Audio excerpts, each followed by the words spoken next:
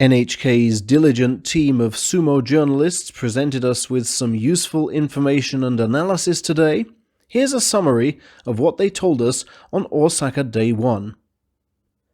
Top division debutant Kotonowaka was praised for the lower body strength he showed when withstanding Dai Amami's powerful charge.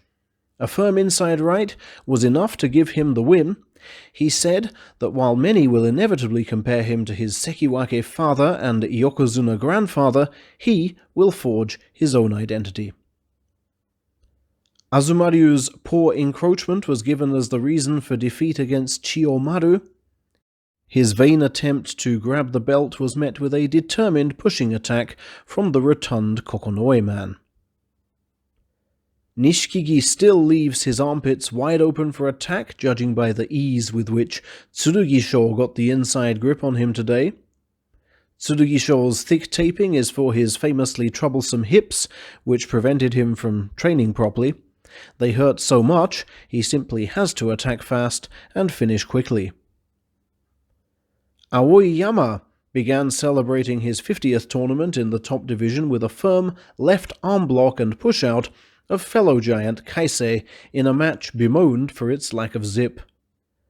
However, his record is dwarfed by Kotosho Giku's. The Sadogatake man tied level with his stablemaster today on 90 straight tournaments in Division 1. Sadly, the ex-Ozeki demonstrated the collective toll taken upon him. The Kotosho Giku of yore would have been able to resist Ikioi at the ring edge, says Mainomi. Terutsuyoshi tried for a favoured left grip, but saw Ishiura dart out of the way at the edge. I couldn't get myself psyched up today, Terutsuyoshi later confessed, suggesting the lack of an audience really bothers him. Chiyotairyu scored a classic knock-upwards, slap-downwards win against Tochi Ozan today, which he attributed to his positive mindset. I feared the tournament might be cancelled, so I'm delighted just to be up there, he said.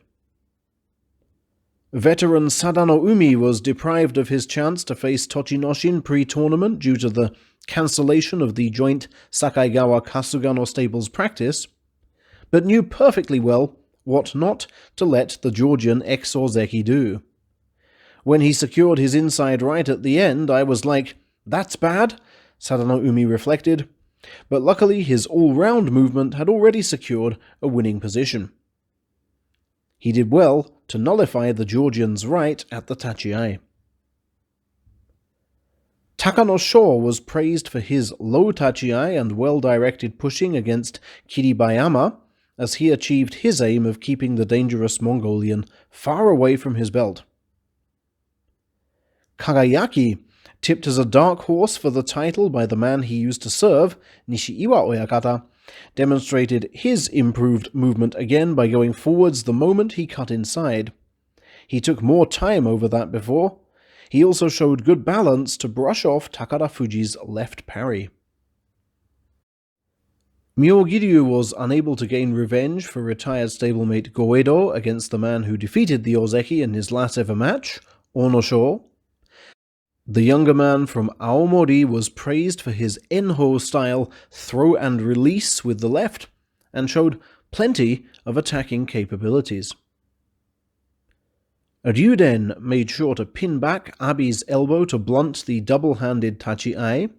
He then matched stablemate Kagayaki in the movement department, following nifty Abi around until seizing the slapdown opportunity.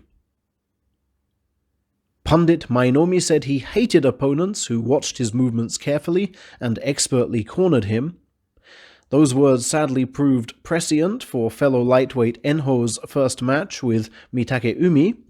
The little man was restricted so effectively following a Terutsuyoshi-style tachiai that he could only applaud Mitakeumi's tactics afterwards.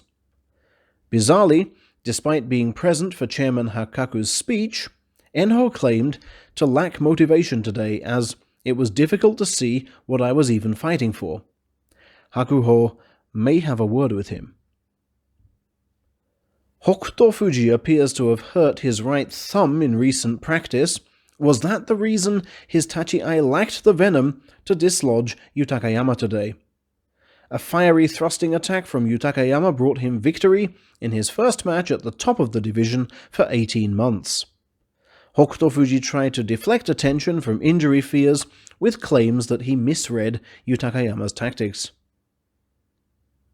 Shodai clearly did learn from his title-deciding defeat to Tokushoryu in January, this time using his right shoulder to cut off leftward movement and any possibility of a left thrustover. Ozeki contender Asanoyama fought his way into his favoured stance as promised in the day's best match against Okinoumi. "I should never have let him get that outside left on me," said a rueful Okinoumi. "My sumo wasn't that good actually," said Asanoyama. "My hips were too high and I didn't get forward when I could." When Takakeisho lost 7-3 to Takayasu in pre-tournament training, he seemed concerned with his left knee. However, that same knee helped to repel Takayasu's charge today without trouble. The only remaining Ozeki was praised for constantly watching his opponent's movements and waiting for the perfect moment to parry.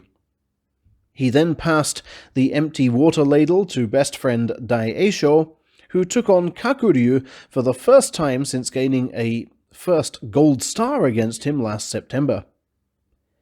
Daieisho launched his usual thrusting barrage, but Kakuryu controlled the flow, achieving good pushback before sidestepping exquisitely. "Considering I'm just back from injury, I was calm out there," the Yokozuna said. Finally, there was no repeat of Endo's miracle win against Hakuho last time. The 43-time champion connected with a right face slap, nudged Endo sideways with the elbow, and then grabbed at the neck for a slap and squash down.